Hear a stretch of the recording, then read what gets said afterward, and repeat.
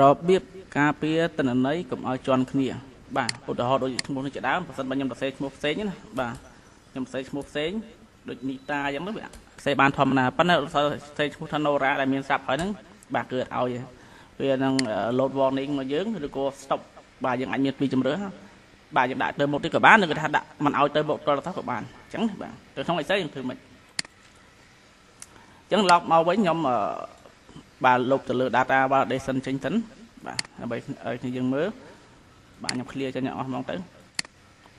បាទនេះគឺដូចដើមវិញបើសិនបើខ្ញុំសរសេរឈ្មោះនីតាទេក៏វាឲ្យ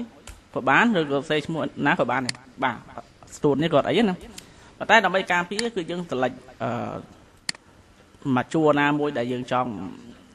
បាទចង់ការពារណាបន្ទាប់មកចូលទៅក្នុងពាក្យថា data របស់ពាក្យថា data validation បាទចុចលើនេះមកបាទហើយចុច yes មកអញ្ចឹងកន្លែងនេះគឺជាកន្លែងដែលយើងសរសេររូបមន្តនេះអានេះតែថាខ្ញុំសរសេរពីមុនមកហើយខ្ញុំលុបចេញបាទសរសេរមកក៏បានដែរបាទខ្ញុំសរសេរដាក់ខាងសរសេរសតធំទៅបាទ count បាទ if បើវងចោកមកតោះមកយើងដឹងថាបើយើងទៅជួគេជួ B បាទ B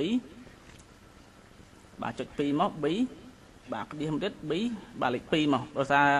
អានេះវាស្ថិតក្នុងលេខ2ហើយបាទអញ្ចឹងលេខ2តោះមកយើងបាត់វងចោកវិញមកដាក់ថាស្មើ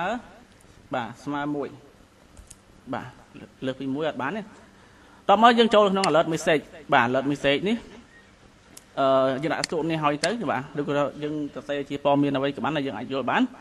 បាទហើយកន្លែងនេះគឺមាន2 3ជំរើសដែរបាទ stop នេះគឺដាច់ខាតគឺឲ្យទៅមុខទេបាទ warning នេះគឺអាចទៅមុខបានបើសិនបើយើងចុច yes កន្លែងហ្នឹងណាបាទ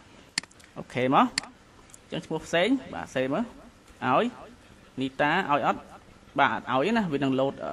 ស្ទូតគ្នាហើយនឹងជា message ដែលយើងបានសរសេរកន្លែងហ្នឹងណាបាទ